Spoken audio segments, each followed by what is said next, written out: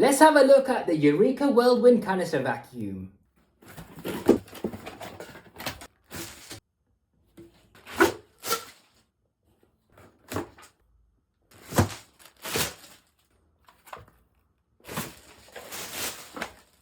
Here's everything out the box.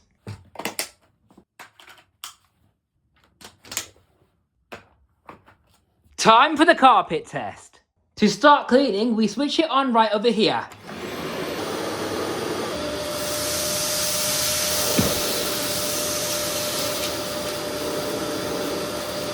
Okay, so I made 2 passes. It's trying to do its job, but it's obviously not doing it well enough because there are bits left over in the carpet, as you can see. Now let's have a look at the pre-motor filter to see how dusty it is. Yeah, quite dusty. Okay, now let's continue cleaning up.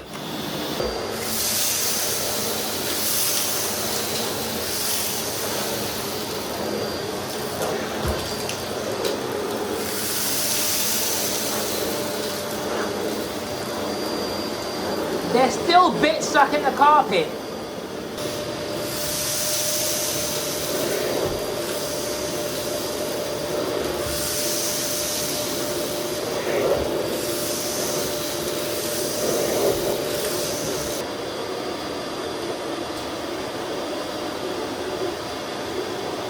As you can see, the machine is now full at the maximum fill line, so we will need to empty it.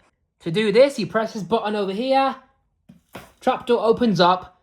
Now the design flaw with this machine is the bin flap has like a bowl shape, so it's not the most hygienic machine to empty. So you have to tip this open even more, and all the dirt goes onto your hands.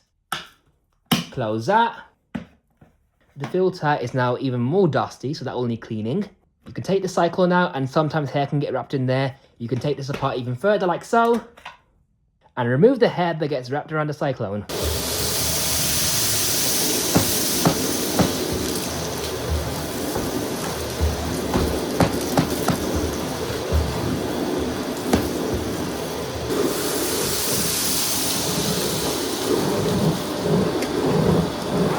Surprisingly, the edge cleaning is actually really good.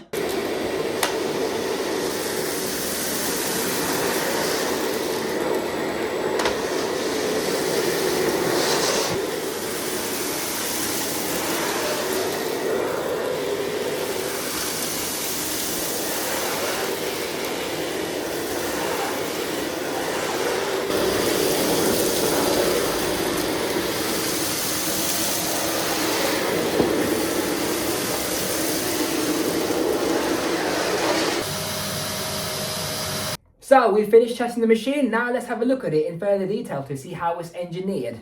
So here we have the 2-in-1 carpet and hard floor accessory.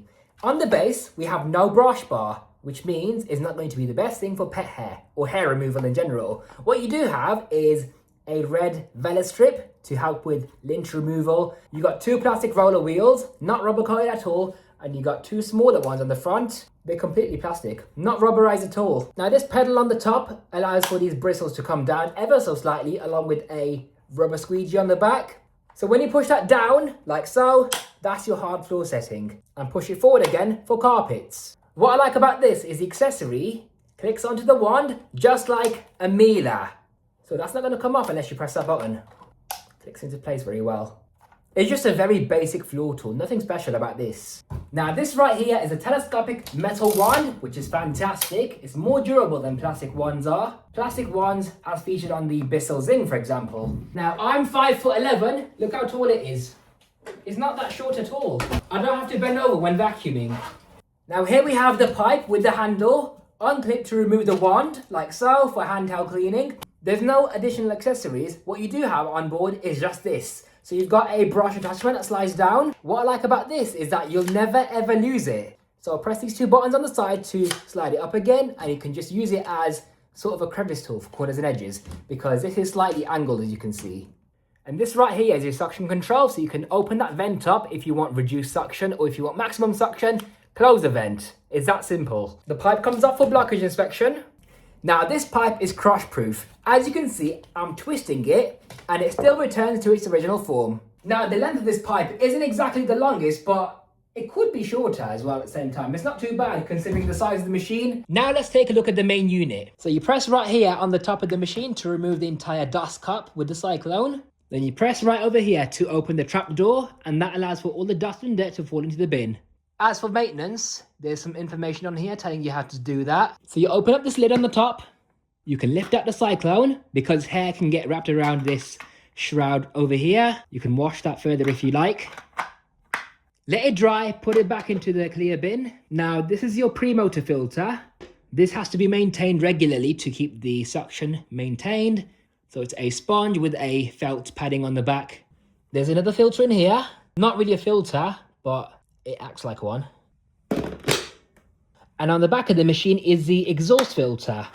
Now what I don't like about this is it's just a thick piece of sponge. It has no gaskets around it at all, so any carbon emissions coming off the motor can be expelled back into the air. This is the cable.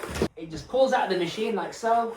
It's not the longest cable ever. Then you press this button to store the cable away. And here we have the information sticker. In summary, I would rate this vacuum cleaner at approximately 44 out of 100, and this is why. So first of all, it has pretty decent suction. It's not super duper powerful, but it's certainly not weak either. It has okay power. It has a metal telescopic wand. It can be used on all different floor types. It's bagless. It has washable filters. On the pipe, you basically have accessories right there. Even if they're not proper accessories, it's very convenient to use. It's got very quick cable storage and it doesn't consume that much energy. It has a crush-proof pipe and it's easy to take apart and clean. Now the things I don't like about it are, first of all, the floor tool isn't the best thing for carpets. It certainly does leave a lot of debris behind, especially pet hair and small debris that get stuck inside the roots of the carpet. The filtration is terrible because there's no seals around them whatsoever. So a lot of dust particles can make their way past the pre-motor filter and the post-motor filter and being expelled back into the air. So this machine is basically polluting your home. So overall, it's an okay vacuum cleaner.